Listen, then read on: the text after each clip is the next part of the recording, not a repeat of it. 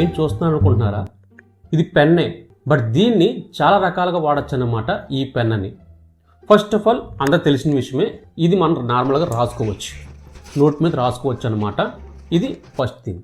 Next వచ్చేసరికి ఈ back ball ఉంది కదా, ఈ బాల్తో మనం ఫోన్ ఆపరేట్ చేయొచ్చు. ఇన్స్టాగ్రామ్ రీల్స్ కానీ ఫేస్బుక్ కానీ అసలు మొబైల్ని ఆపరేట్ చేయొచ్చు అనమాట. మనం ఇన్స్టాగ్రామ్ రీల్స్ మనం ప్రెస్ చేసే కొద్దీ అంటే మనకి అప్ను చేస్తూ ఉంటాం కదా, అప్పుడు మనకి ఫింగర్ అనేది కొంచెం పెయిన్ వస్తూ ఉంటుంది. బట్ ఈ బ్యాక్ కలర్ బాల్ ఇవ్వడం వల్ల మనం ఏమవుతుందంటే దీని ద్వారా మనం ఆపరేట్ చేయొచ్చు అనమాట.